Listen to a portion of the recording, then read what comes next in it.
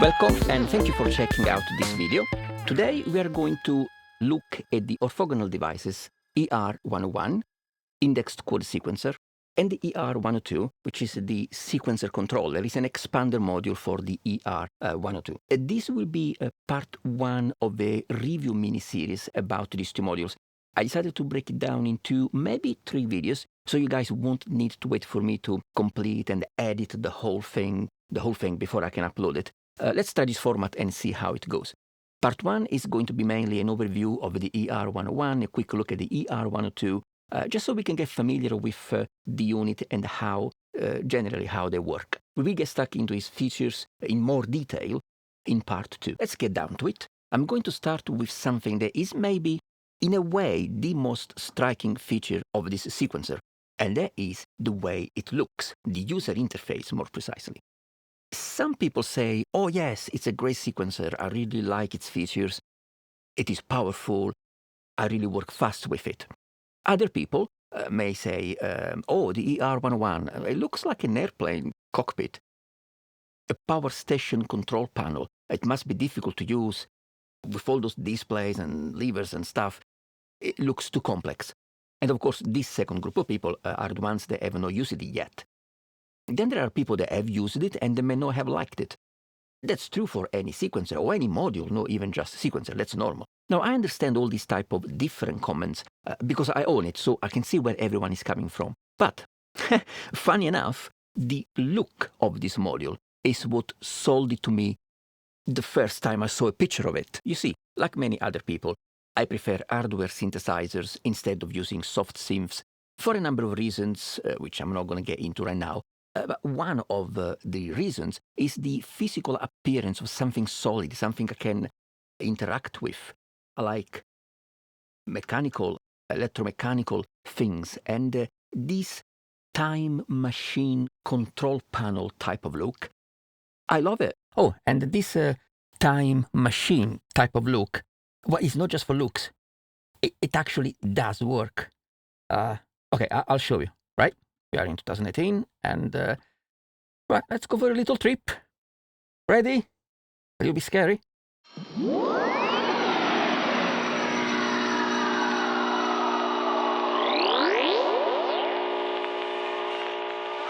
Oh, okay.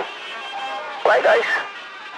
I'm here. I don't know if you can hear me. I still have a patch cable connected to the modular system. In 2018, I managed to hold on to this.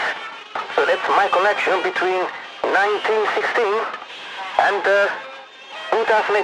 I don't know if you can hear me there, but yeah, I think well, nice music here. But yeah, I'll try to come back. I do have a video to finish, so let me see if I can reprogram this thing to come back to where I need to come back. So let's see what I can do.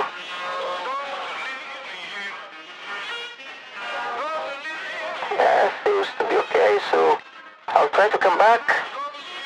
Cross fingers for me, guys. Trying to come back to 2018, let's see if it works.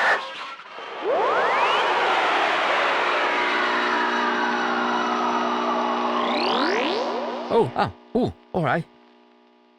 That worked, I think. Everything seems to be where it should be. So, thank God for that. And, right, okay. See, told you it worked. Right, let's get going with the rest of the video then. Anyway, we are all different, taste is subjective, and with something that looks unique, it is normal, it won't be the right look for everyone. People will love it, people will hate it. Now, most important is, beyond the actual subjective visual appeal, now that I've had it and I've been using it for a while, even if I didn't get a chance to use my sequencers a lot recently, but I have been using them. Do I still like it in operation? Do I find it hard to use, or is it easy to use? Seriously, it may look like a complex device with all these LCDs, but all these LCDs, the overall user interface, is one of the reasons why this sequencer is easy to use. You see, thanks to these 10 displays, you have a lot of important information right there in front of you, under your fingertips, easy to see at a glance and easy to access and edit if you need to. For example, right now the sequencer is in follow mode, and the displays are all updating, showing you the steps as they progress through a sequence. So the sequence will be playing. I just don't have anything plugged in at the moment. So you see, it's stepping through the sequence, which pattern I'm in. Of course, this is the track. You can change the track here. So step 1, step 2 of pattern 9, then it goes into pattern 10. And for each step, you can immediately see the duration, the gate length. So if you hear something wrong, you can see what is going on.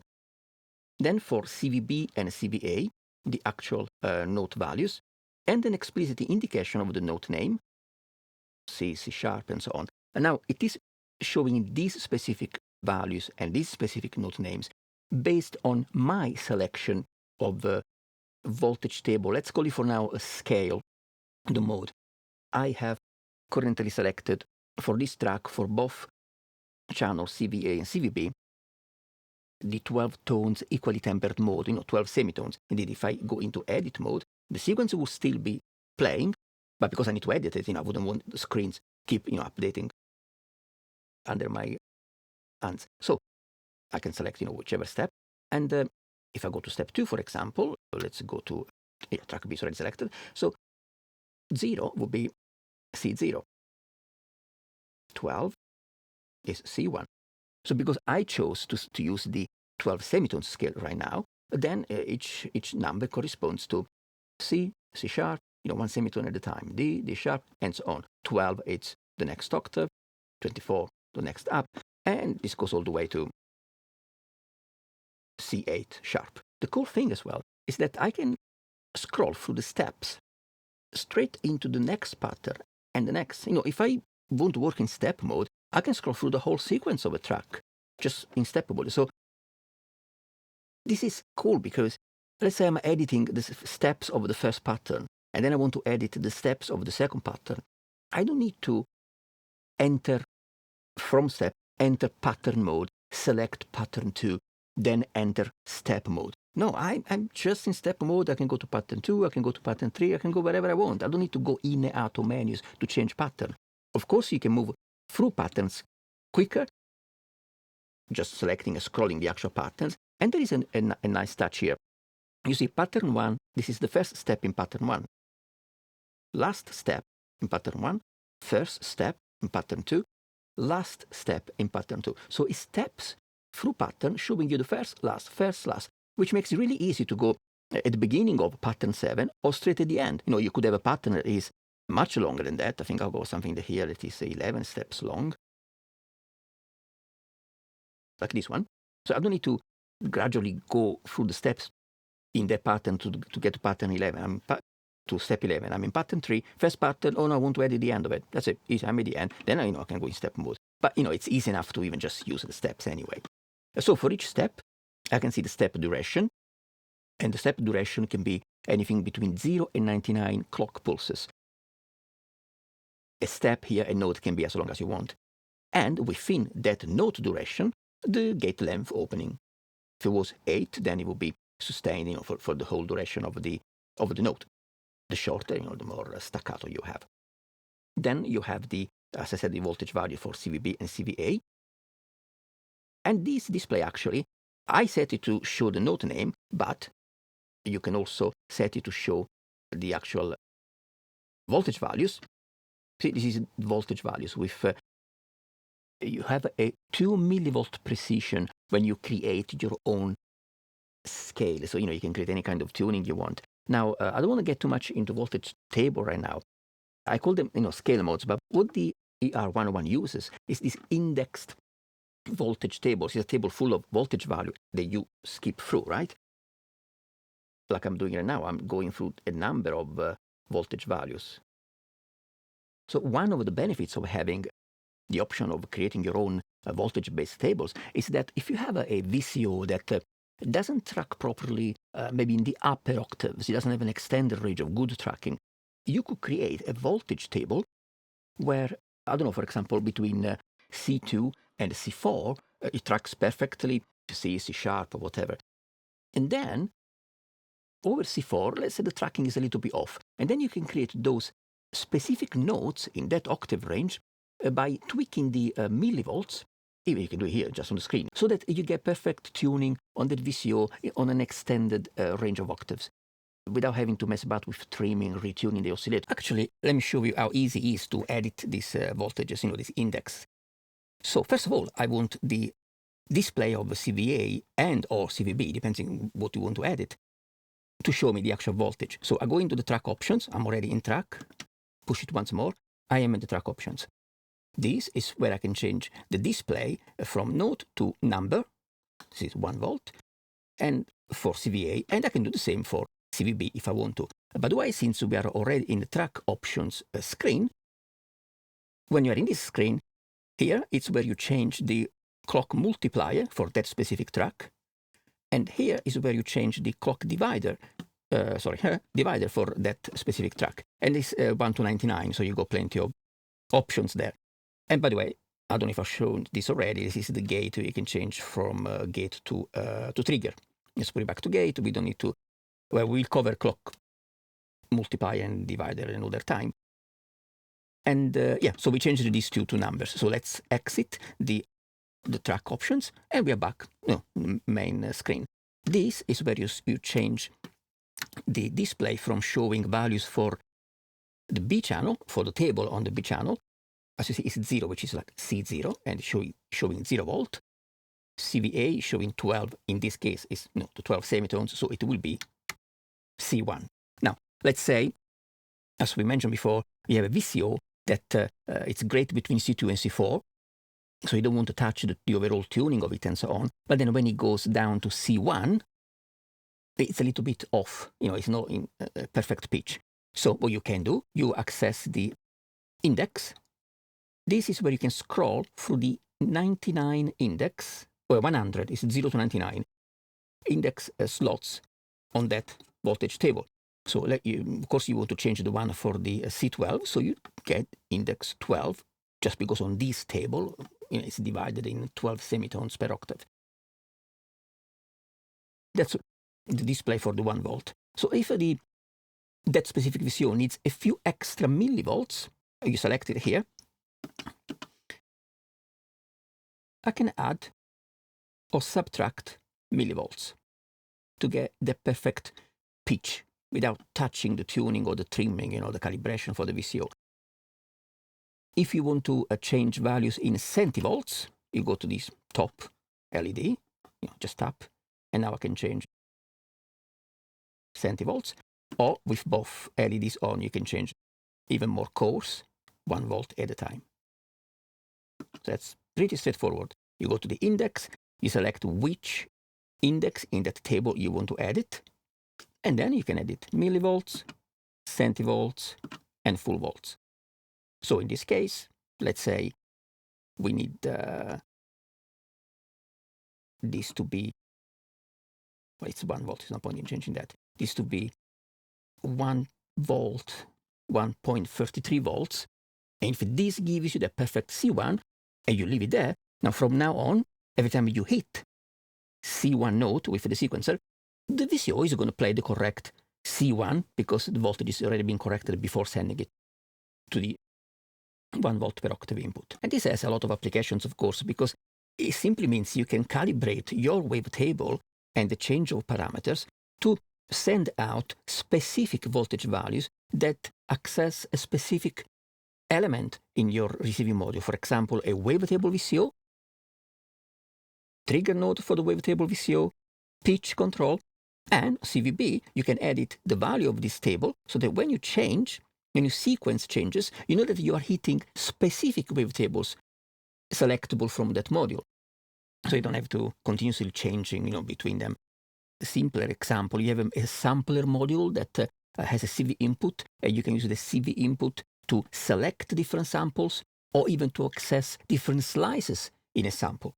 In the case, again, you edit these values so that you know that 27 corresponds to sample 27 or whatever. But you can make it even easier on yourself. If, for example, you are playing live and you want to change a sample or a slice of a sample live, and maybe when you're playing, let's say that the next sample is on number 17, it may be, if you need a quick change, right, it may be a little bit hard to quickly change exactly on 17, maybe overshooting it by a few degrees of rotation.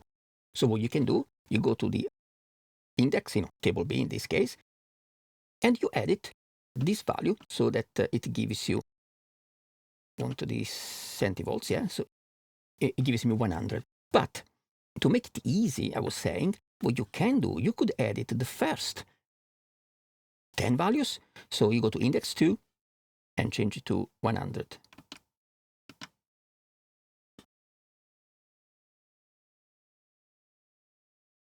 Right? Then you go to index 3, or well, let's say 2 is 0, 1, 2. And again, changing to 100. But I'm not going to do all of this in front of you.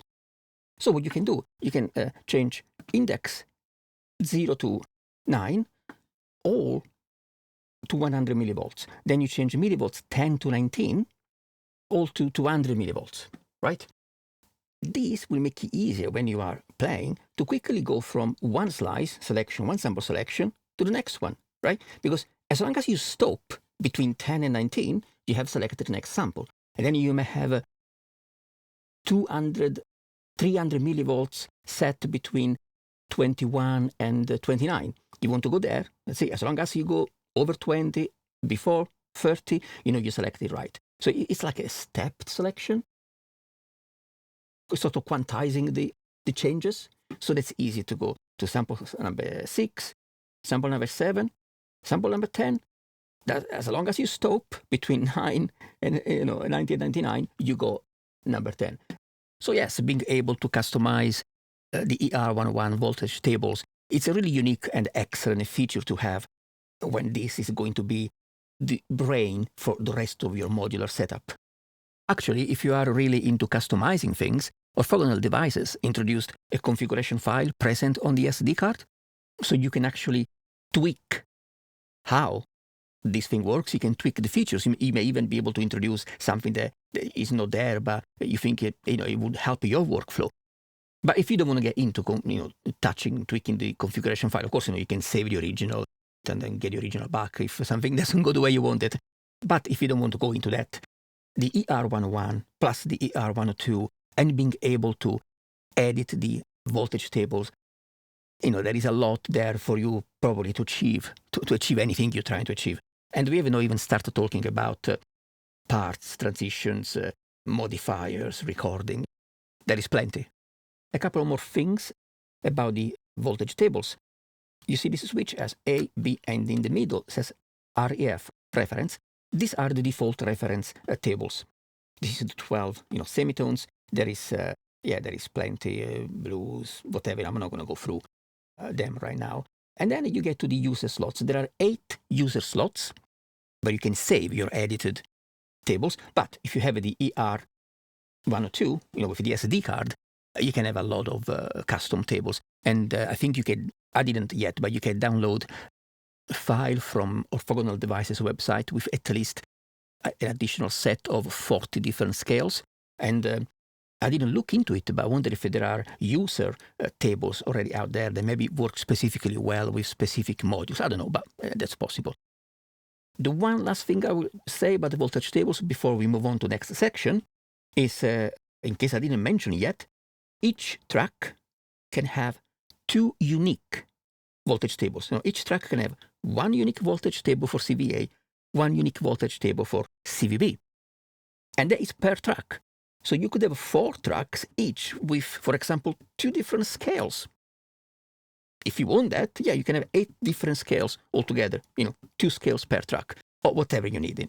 You can do it. Then you always have direct access to the loop start and end that you can set per track. I have a simple pattern going on here, nothing special. It's just 4 patterns. let's say we want to set a loop between step 2 of pattern 1 and another step. So whichever step you want to be the beginning of the loop, you just get there and press start. It's as simple as that. And then you want to end the loop on step 6 of pattern 1, that's where you press end. And now as it gets back to pattern 1, it will get stuck, in that loop. And let's maybe change it from step 7 on pattern 1 and step 2 on pattern 3. There you go. Or you can loop a specific pattern. Let's say you want to loop just pattern 4. You get to the pattern you want and you press start and end. And now it loops that specific pattern. Or maybe you want to loop pattern 2 and 3. So you get to pattern 2, go to pattern 3,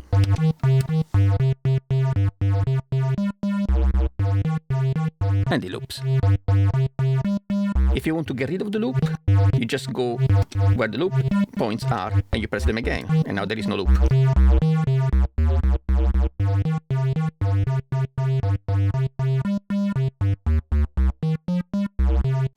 Now, the loop feature is enhanced with the ER-102 because the ER-102 introduces the concept of parts, and you can create 99 custom parts, and each of these parts is your selection of a reset 2 point, just where the track starts from, and a start and end loop point per track. So each part has 4 tracks, and each of these tracks can start from anywhere you want within those patterns, those steps in that track, and it can have a loop anywhere in that track. Then you create part 2, and that's a different combination of different patterns and steps from the combination of these 4 tracks. Create another part and so on. So you see how this quickly becomes a really powerful arranger, pattern arranger, or even a clip launcher. And indeed, you can select and activate any of these custom remixes of combinations of patterns within the tracks, 4 tracks, manually, selecting it and activating manually, or you can use CV control to select any of these 99 parts and the gate signal to activate it. But we're going to get, we're going to look at the ER-102 in action in a following video. I will be covering overall the features of the ER-102 later on in this video, but we're actually going to spend time with it in the next video, otherwise this video will be way too long. Since I just mentioned something about parts and patterns, let's clarify something in case you assume it's there and it's not.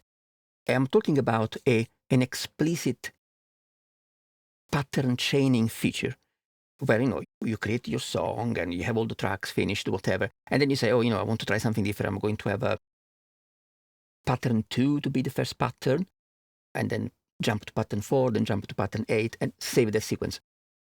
You don't have that type of classic pattern chaining feature. Of course, you can do that any moment because, of course, let's say you want pattern 2 to be after pattern 5. You can go to pattern 2, copy, go to pattern 5, insert it, and that's it. Now there is a new 6, which is your 2. And if you want to delete pattern 2, you can go to pattern 2 and just delete it. That's not a problem. But this is when you build the song or you build chunks of your song and so on. And then if you start the sequence, each pattern feeds into the next one. So they play sequentially, one after the other.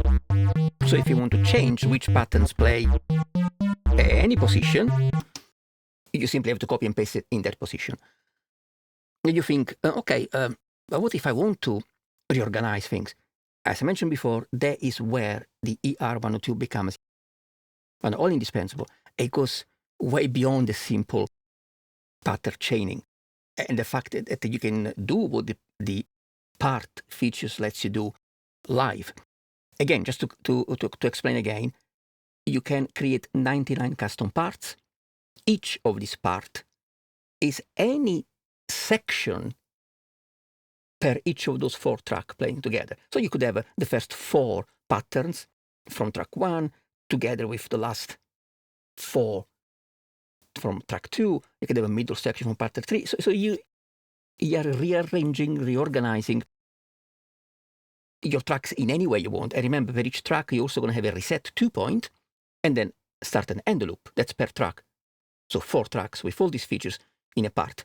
The reset 2 point is excellent to have, because what that means is when you create a part, per each track, you choose exactly which step it starts from. This is how you can have a part 2 where track 1 starts maybe on step 1 and track 2 starts on step 17, whatever you want, okay? That makes it easy for you to have a section, a part that is maybe your intro, another part is your chorus, another part is the section that has your drop and the bridge, etc., etc. And as well, you can select and activate any of these parts manually, or you can launch them through CV control selection and gate, to activate it. This, it's a quite powerful system, and there is a very interesting, in a way simple, when you know how it works, tip in the manual itself, where it shows you how you can quickly create a powerful arpeggiator with the combination of the ER-101 and the ER-102. So, you can have 100 patterns per track. So you could have 100 different arpeggios on a track. But no, let's say you don't want 100 arpeggios. Let's say there are the 10 most used arpeggios, and you always want them there, no matter what kind of thing you're playing. So you could say, okay, the last 10 patterns on track 4, I'm going to create 10 different arpeggios. Then I'm going to create 10 parts where each part simply recalls that arpeggio pattern, and it's set to loop. So when I call the pattern, that arpeggio keeps looping. Then you get all these 10 arpeggio patterns set up with the modifiers. We haven't talked about this yet.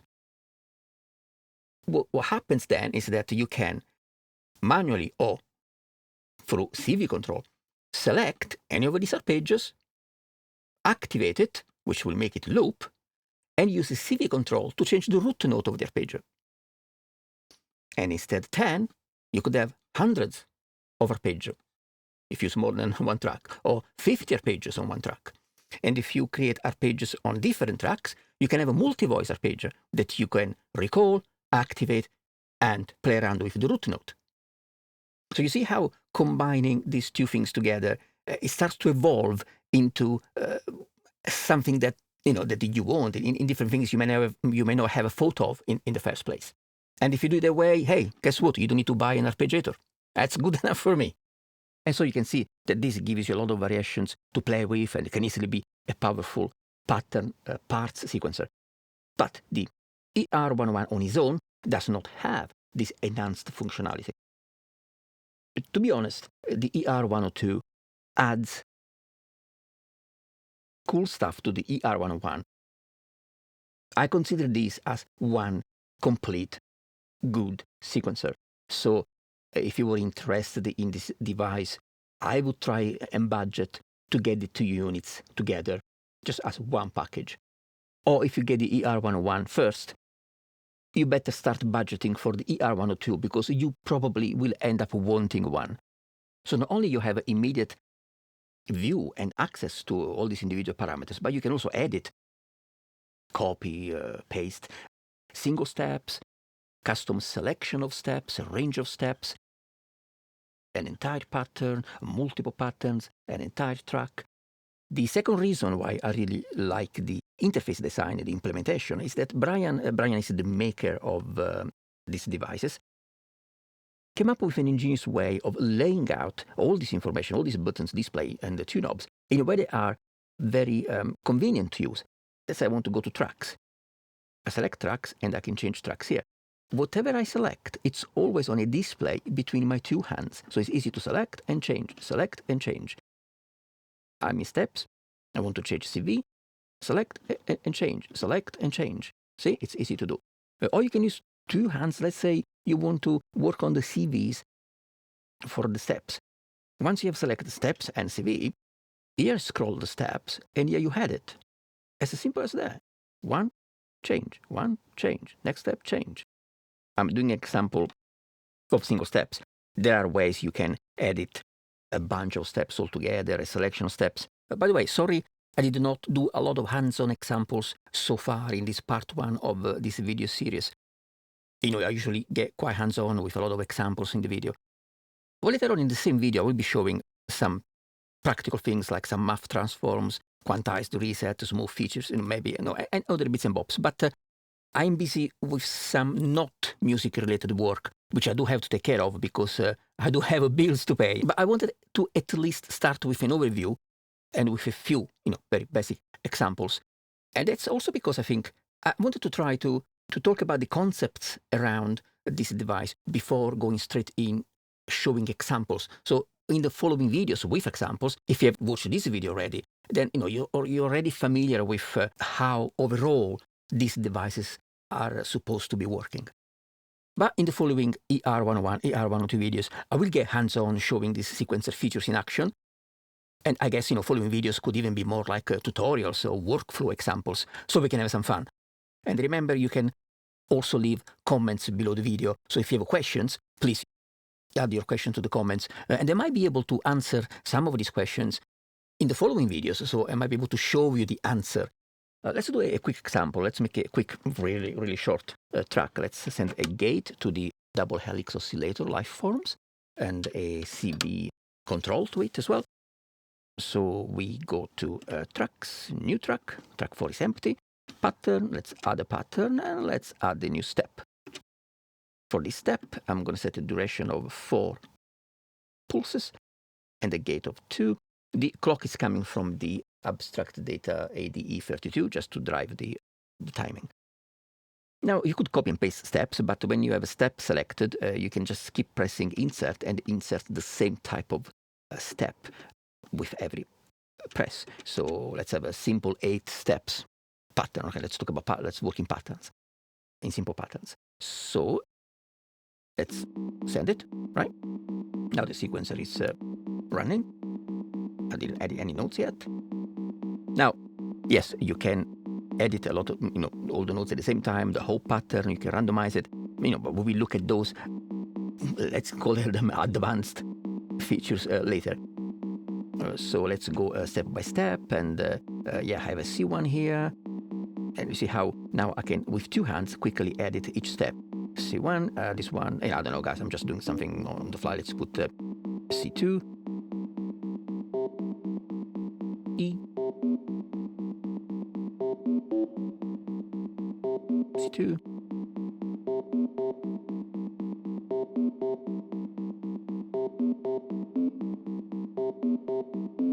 let's go for B. Okay, as crude and simple as this. Anyway, so, and that's an example of adding some variation, some modulation to the voice. Now it's a fixed value, so it's 10, but I will be talking about this math function later, but this is an example of how to edit a lot of steps all at the same time. Actually, let's do it for the whole pattern. So I have a selected pattern, I'm holding math. You don't need to hold it, you can pin it down and do all the edit you want. I'm just doing a quick example. And what I want to edit here, it's random values for track B. So I set this is to random. And I get big values from 0 to 99. I let go.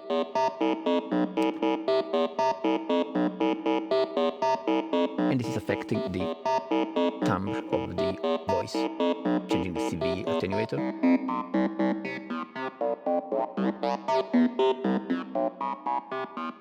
Okay, all right. Without, with. Okay, another example with math. Let's say I want to change the step length, the gate length, not the duration, the gate of all the steps. I'm pattern, so I go math and put this back to 0 because I don't want to change any more random, even if it is, that doesn't matter, it's random anyway. And let's change let's double the length, so it's times 2. See, now all the steps are as long as the duration. And of course you can go down step by step and change step 2, make it shorter.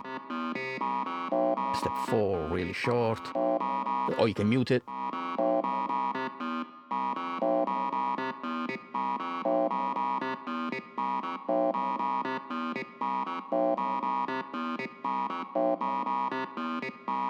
Quickly you can edit things. The other thing I can probably show you is really, really nice. But let's say that you have these two steps, right? But you want to start changing the swing between notes and so on. Now, you could go to this step and changing the direction of these two, let's say 2, right? Then you could go to step 2 and to keep the same timing, it was 4 and 4, so it was 8 pulses. So I changed that to 2. If I put this to 6, now these two notes altogether they last for the same amount as before, but the rhythmic relation between them is changed. But there is an actually really cool way to do it. Let's put this back to 4. So I'll show you this thing. Okay. If you select a note, right, you can hold duration down and change their swinging relation just automatically for both adjacent notes. So now I put this to 2, and look, step 2 has automatically changed to 6. Or if I change this to 1, next step made up for the lack of pulses on the first one, right? Change this to 4, and now they're both 4. Or increase this to 6, and then maybe do this 1 to 2, and this 1 to anything you want, really, anything that works for you.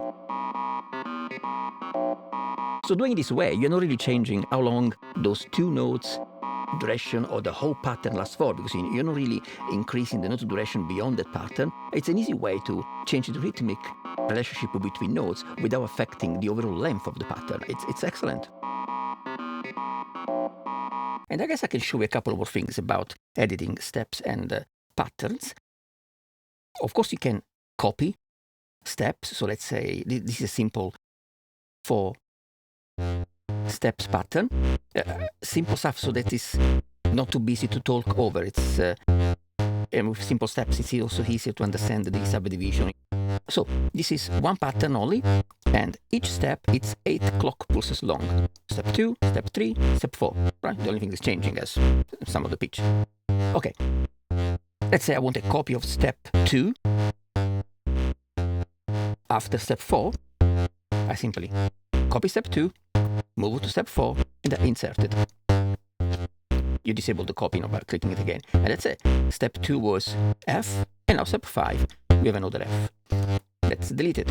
You don't need it.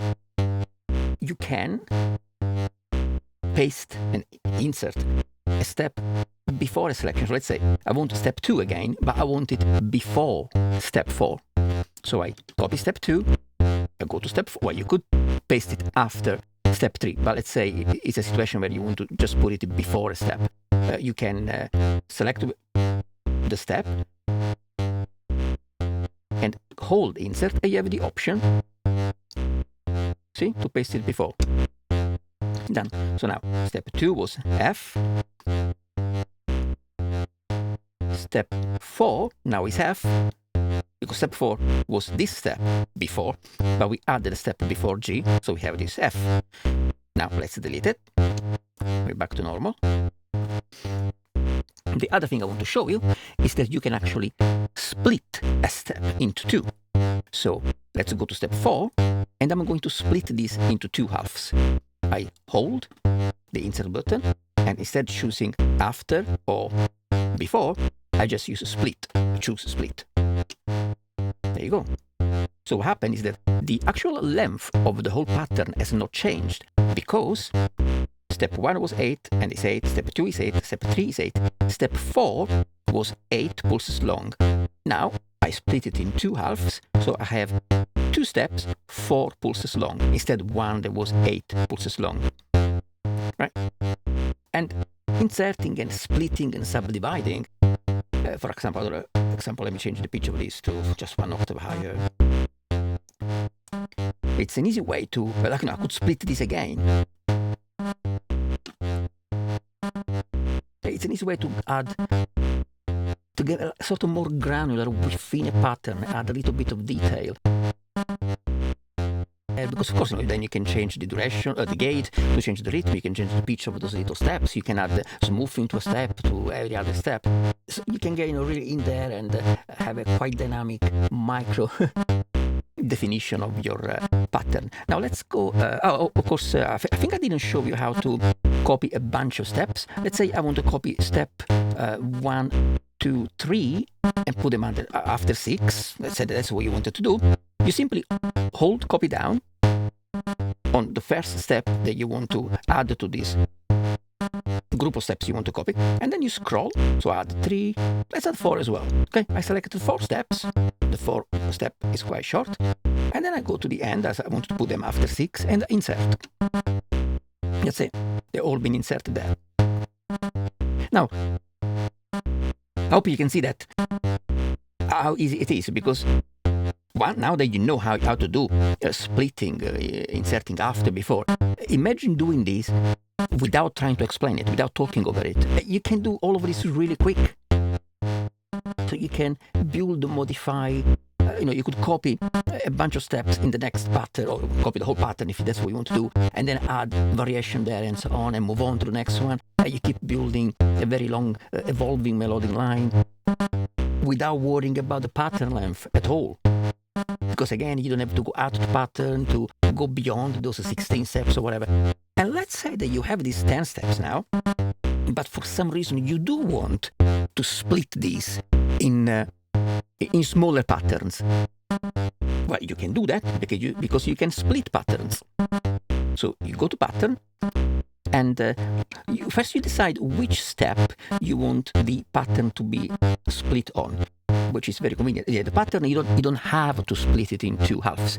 You can set the cursor on maybe step. This is 10 steps. Let's split it on step 4.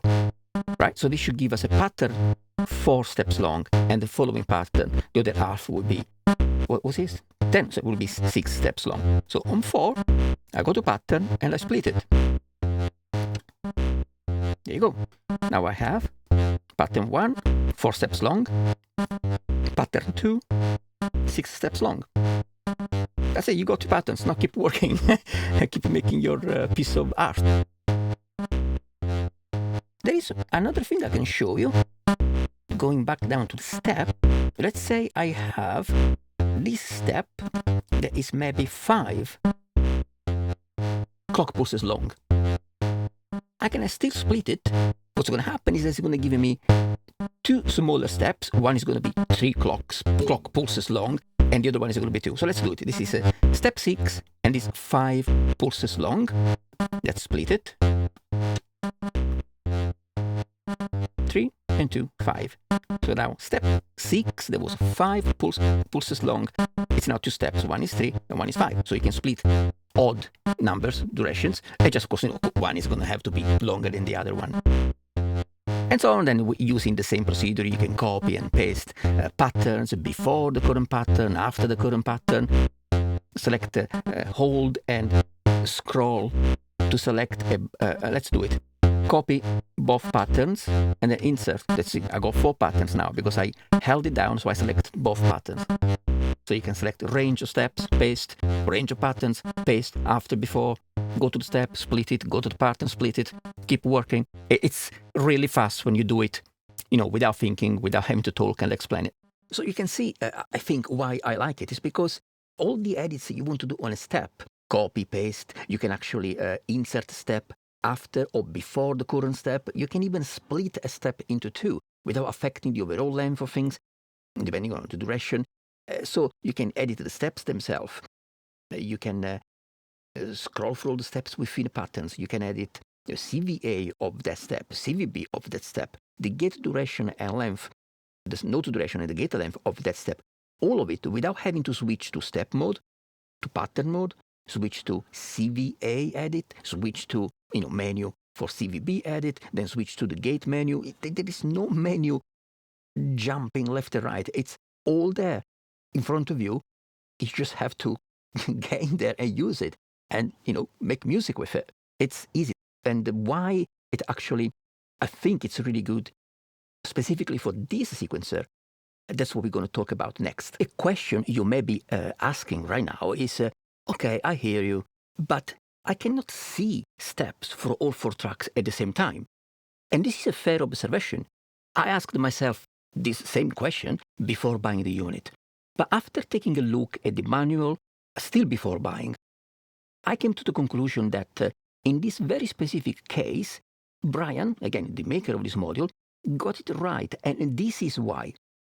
After reading the manual, understanding a bit more about the specific features and sequencing paradigm, in a way, of this machine, I came up with a better question, which is, based on how the ER-101 works and all the things you can do with steps, so what it offers, do I need to see all 4 tracks displayed at the same time in some sort of more common pattern-based representation of the sequence? If we were talking about sequencing bits, it is usually very helpful to see steps for all tracks at the same time. So you could have a kick, snare, closed hat, open hat, and you have these 4 steps moving along across a pattern display, so you can constantly see the rhythmic relationship between these bits. But when you start moving more into adding sequencing of melodic tracks, a typical pattern-based display starts to show its limits. Now, if we look at the Eloquencer, you guys know I like the Eloquencer. I have a full review on it, going in depth with the features, updated features, so please check the channel for my videos on the Eloquencer. I show virtually everything it can do. So the Eloquencer is a great example of a pattern-based sequencer that works. And because the Eloquencer has 1 gate and 1 CV per track, it's easy to access CV nodes, because even if you are in the pattern mode or in the editing mode or whatever, you just press on CV and you are on the CVs. 1 gate, 1 CV per track, and it works great that way. But with the ER-101, things are a bit different for 2 main reasons. The ER-101 has 2 CV tracks and 1 gate per track. So it's really 3 sequencing channels per track. This is a group of 3 sequencing lines. This is a group of 3 sequencing lines. So for group 3 and so for group 4. But let's call them, track 1, 2, 3, and 4. This means you would need 12 tracks displayed, if you wanted to show a pattern sequence of all the important bits, because in this sequence, I have, for example, track 1, it's a kick, snare, and hats. I'm actually using these CV channels for snare and hats. So in pure terms of a beat, pattern-based sequencer, I will need to see these elements on my pattern-based sequencer. And I could have some other percussion on another channel. So I could have, for example, like here, I have on track 3, I have the gate and the CV for the melodic line. But I could use this one for claps, right? And anything that is like percussion, gate-based, I will need to see on the pattern sequencer to see the rhythmic combination between them. Because this can be any combination of gates and CVs. I mean, gates is always 4, and CV is always 8, but you can use a CV for rhythmic elements. I will need to see 12 lines of sequencing all within one pattern. And that's because if I only had 4, just in reference to the 4 gates, in a pattern sequence, 1, 2, 3, 4 moving, these are the 4 gates, but then because I have 2 CV per track, I want to access the CV on this track as a CVA or CVB, so I need either a 2-level menu to access CV and then choose CVA, CVB, or I need 12 buttons somewhere where I can access the screen editing for that specific CV or this specific CV. It becomes cumbersome, it becomes counterproductive, it becomes worse than having this kind of interface. And most important, I think, personally, in the case of the ER-101 overall concept, the ER-101 is not focused on the classic idea and restrictions of a pattern. The ER-101 is more of a step-level sequencer. It focuses on handling steps.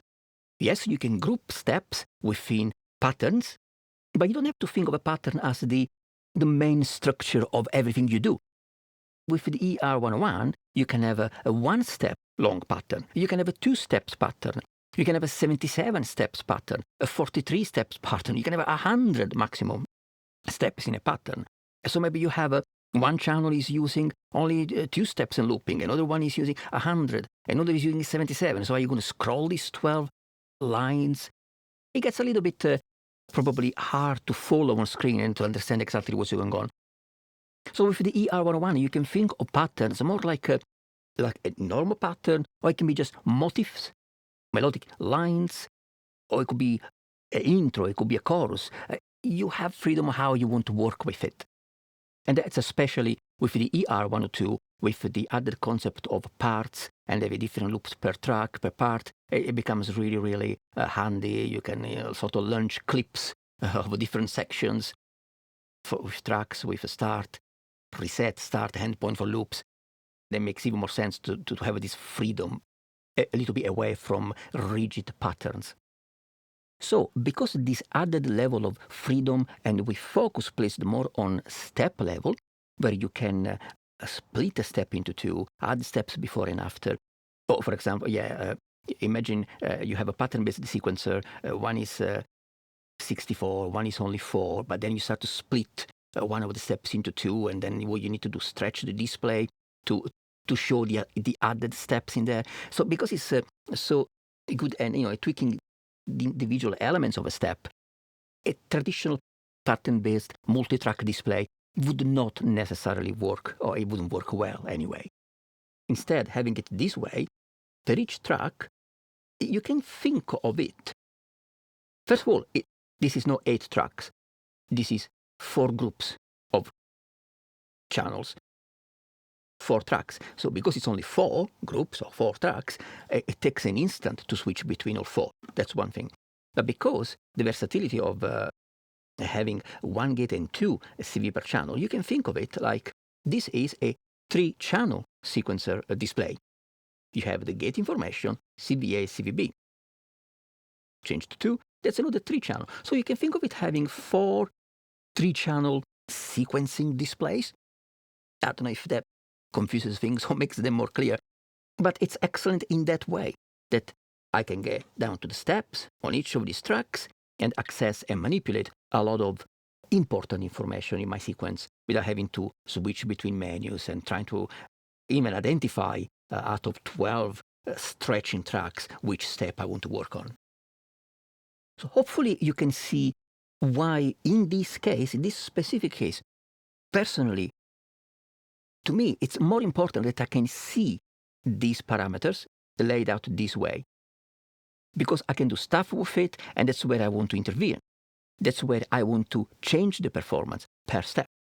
But remember, you can easily edit things per pattern. You can select bunches of steps across different patterns in a track, add them to modifier groups for live modification of any parameters, or you can change gate length, or you can change pitch of specific steps, specific patterns, specific groups. So don't think that you can only work one step at a time. You can work with groups, custom groups of steps, or whole patterns, or even a whole track at the same time. You can do that just fine. There is nothing stopping you from using these in a more conventional way, where, for example, you structure your work divided in 8, 16, or 32 steps patterns, where each track has the exact same number of steps. You can do that. You have the freedom to go beyond that, but if you want to work on a specific track, on a specific song, in a more pattern-based sequence the structure, yeah, you can do that just fine. There is no problem. And talking about patterns, the ER-101, each single snapshot can save up to 100 patterns per track, so that is 400 patterns in total. Each pattern, each of those 100 patterns per track, or each of those 400 patterns, can contain up to 100 steps. But the total number of steps for all 4 tracks in one snapshot is 2000. And I'm sure I mentioned this before, the ER-101 stores 16 of these snapshots, but with the ER-102, you save them on the card, so it doesn't really matter. We already know it's a 4 tracks sequencer, but each track has 1 gate and 2 CVs. The gate can be changed to trigger, and then you can do that per track. Very simply, you go into the track options, you see that's the gate, and you can change it from gate to trigger individually per each track. So that's quite easy. You can create patterns of any length. We discussed that already. Each step can be any length of the clock pulses up to 99. It needs a clock input to run. It does not generate internal clock, and it does not have a clock output. But per each track, you can change the clock multiplier or the clock subdivision with values between 0 and 99. So that's pretty flexible. You can pause a sequence. There is a reset input or a reset button. And with these, if something plays, it resets all the tracks, or again, use the input. It resets all the tracks to step 1 of the first pattern. But it gets more interesting than that. And now we can have a quick look at the quantized reset of a sequence when it's playing. I have again, very simple sequence. I have on track 1,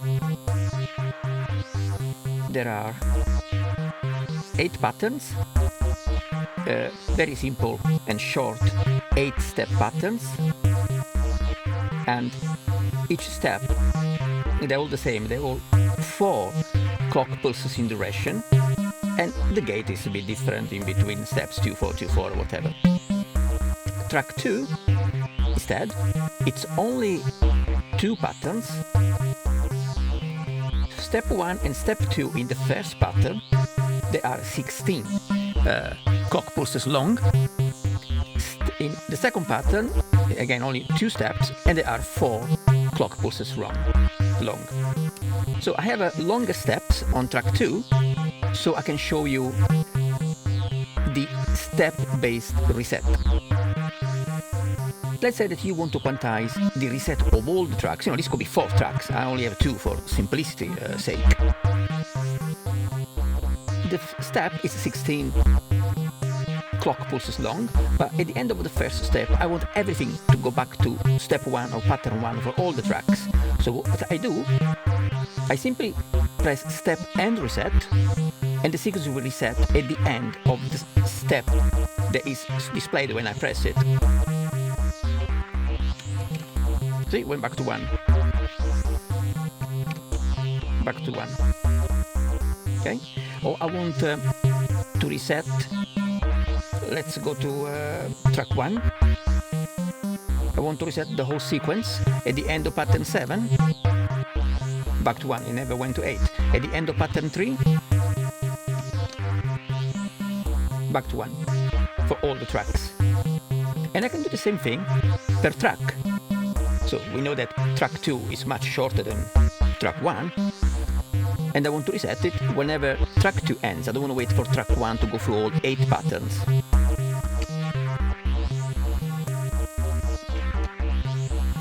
Okay?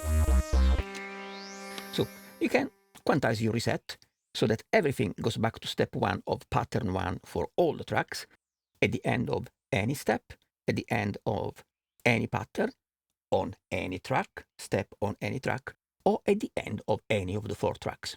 Everything back to step 1, pattern 1 on all the tracks.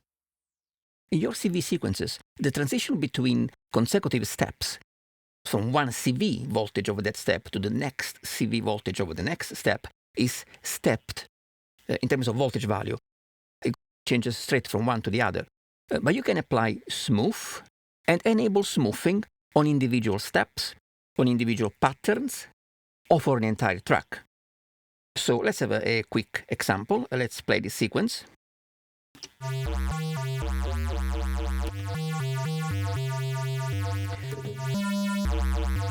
Let's loop just pattern 5.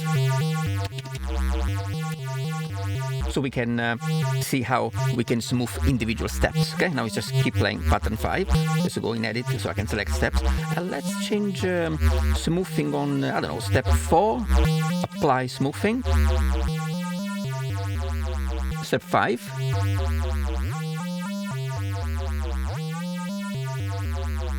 I'll take it off.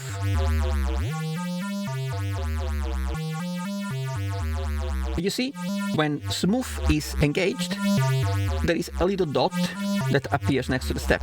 So when the sequence play, or you go to edit mode and you scroll for steps, you can immediately identify which step has smoothing applied, because there is a red dot that shows in the display. Not only that, but if you were in a follow mode, this smooth LED appears, lights up, when a step or that specific pattern has smoothing applied, or if the whole track has a smoothing applied, then this will be on for the whole track. Okay, now let's take it off from here. And let's apply it to the whole track.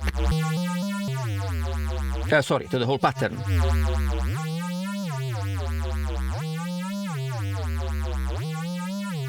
Let's take it off. Let's apply to the whole track. So now it will be present on. Well, let me get rid of the loop. See? Now track has a little red dot because the whole track has smoothing applied. And we can take it off. I mean, off, on. That's it. So you can have a kind of sort of slew. It's a smooth transition between the current step and the next one in terms of voltage. You can also apply ratcheting to steps, and that will be based on the gate length of a step within that step note duration. So it will automatically fill the duration with as many of the gates of the existing length it can. Of course, you can change the gate length to change the ratcheting within that note duration. For all things like copy, insert, delete, smooth, math modifications, which we didn't really look properly at yet, the reset even, it's all based on where is the focus of your screen.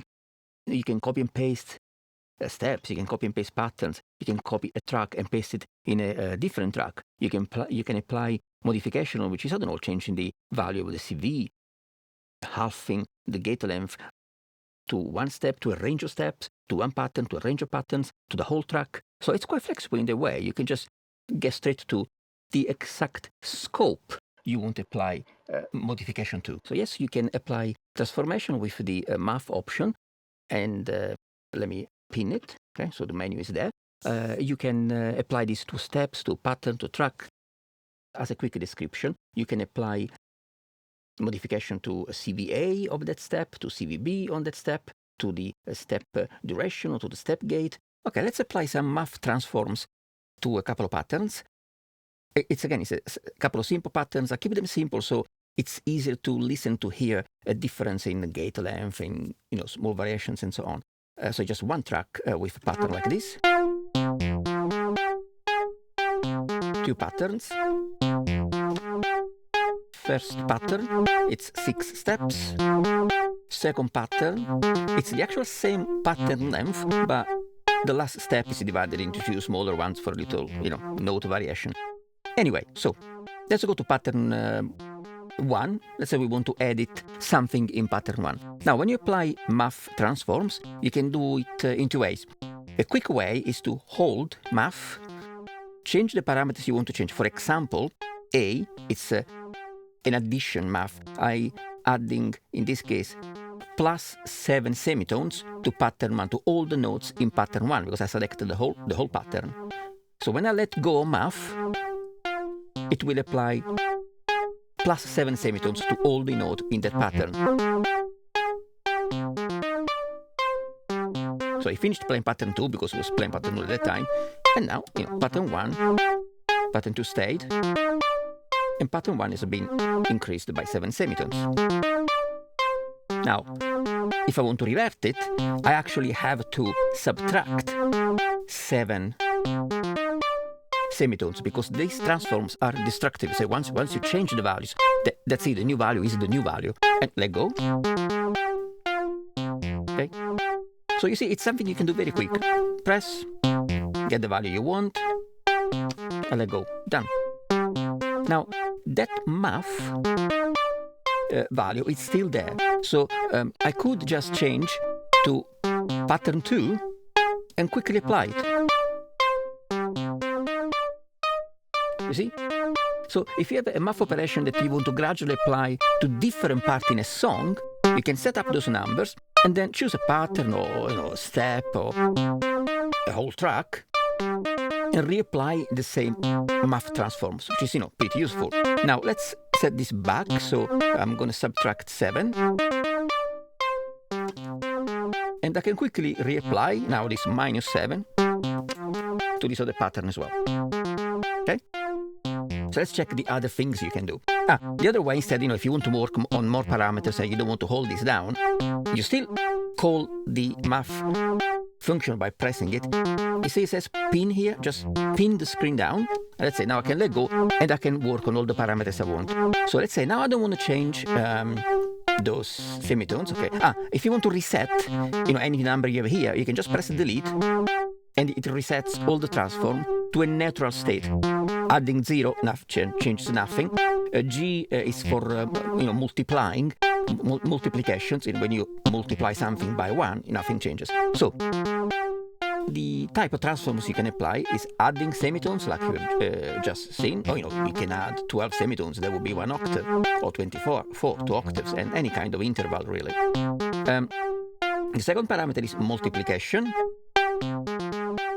If you multiply by 2, of course, it would increase. If the pitch is on 12, it would go to 24, which is 1 octave higher. Multiplication is particularly useful for, let's set this to 8. Multiplication is particularly useful for changing the duration. Let's say I want to double the length of the selected pattern. I could do times 2 for the duration, and now when I press math, it will apply whatever I have set, which means it's going to increase the duration of the notes, all the steps in that selected pattern.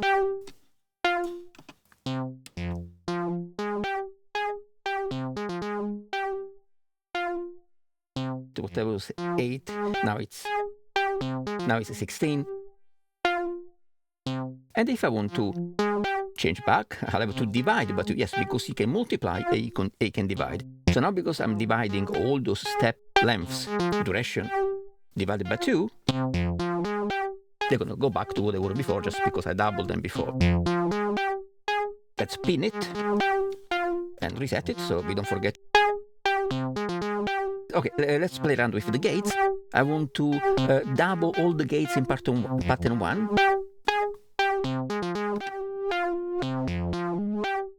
You see now to exit the screen, you can just press here. Now all the steps in pattern 1 had their gate length extended. So there is a more legato. And if I want to do the same for the second pattern, because the math transform is still there, I can just select the next pattern. So I was in follow mode. So in follow mode, you can actually scrub through all the patterns. So I'm going to edit mode, select the next pattern, and apply it. Now, all the notes in both patterns are in this legato situation. If I want to change all the patterns together in one track, I can just put the transform on the track. So let's divide all those gate lengths by 2. And we're back to normal just because before we doubled them, so dividing them brings them back to where they were before. So let's see what else we have. Let's call math, pin it down, and let's actually pause it. What else we have? We have random. Random, yeah, you can add random values between 0 and 99. Maybe we can look at random another time, so we don't have to change the notes of what we already have now. Jitter. Jitter is an interesting one, and is useful especially, that's why I cannot really show it now. Let's say that we had a VCA controlling the volume, the amplitude of a sound. That could even be a snare or any kind of sound. You could add jitter. What jitter does, let's say you select 2. It will add random values between negative, positive, this number. So in this case, it will be anything, random values between -2 and +2. So it adds a little bit of variation. So this is cool to add, for example, to a snare hit on a whole track or pattern or whatever, so that it humanizes the hits. They're not always exactly of the same. It's all the amplitude, of course, but but you can apply that to the tone of the snare and the amplitude. So you can have some slight modifications, so it feels more natural. Then we have a quantize, and then I could quantize all the notes to 12 semitones, to by octave, or you can quantize it. You can let's do it maybe on the. Let's see. Let's quantize all the gate length to 2 and apply it. And what it does, it quantizes it to the nearest multiple of the number you added. In this case, 4 is a multiple of 2. So 2, 4 stays around there. No, I was actually thinking of something else while I was talking. That's why I slowed down a moment. And that's because I just realized because I read about it on the forums, and I realized that it's not here. I'm talking about, there is another transform which is called S, and that assigns a constant. You just assign a number. So whatever is on that note, you select S, which I don't have, and you specify a number. And that CV or that duration or that gate length, it just changes to that number. I don't have it because I just realized that I don't have the latest firmware, which came out in February, I think. So yeah, I need to do an update of the firmware. But as far as I remember, that is the only thing that I don't have in this version.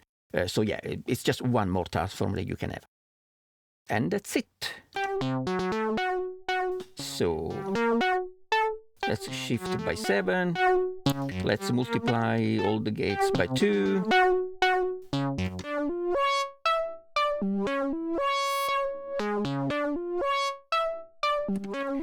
Let's make everything shorter.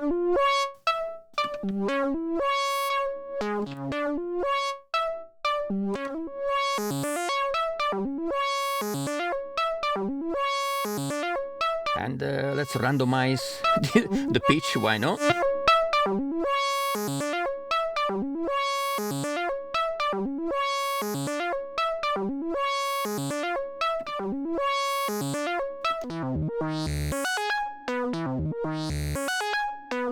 And let's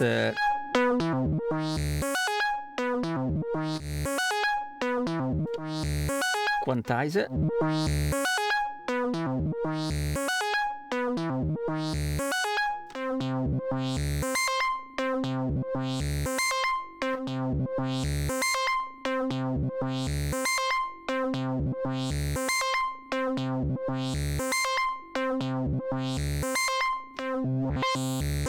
Add more legato.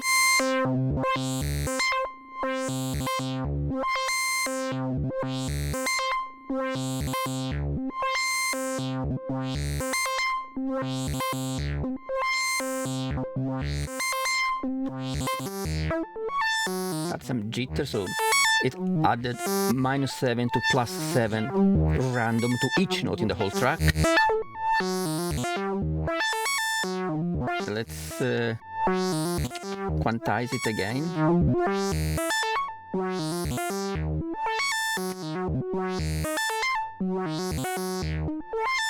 And so on. You get the idea. So you can do a lot of quick modifications.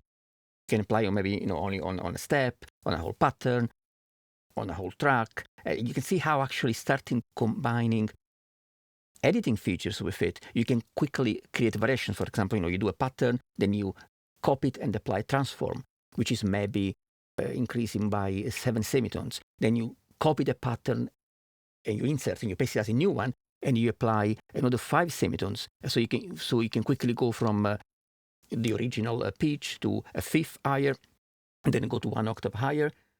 So you can easily create incremental changes. The same for changes in volume or changes in things getting like more legato, or extending it or compressing the durational steps.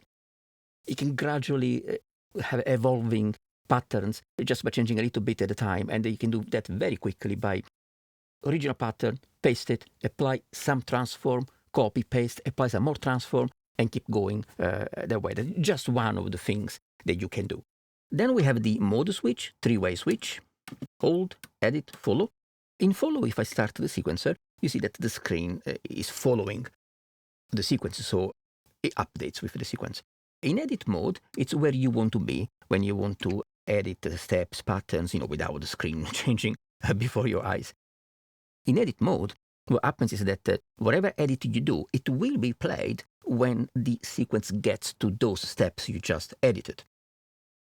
With hold, instead, what happens is that the ER-101 creates a copy of your sequence, and you can edit a lot of different things in this hold mode, while the sequencer keeps playing the original sequence without alterations. Then when you finish applying all the editings that you want to apply, then you press commit.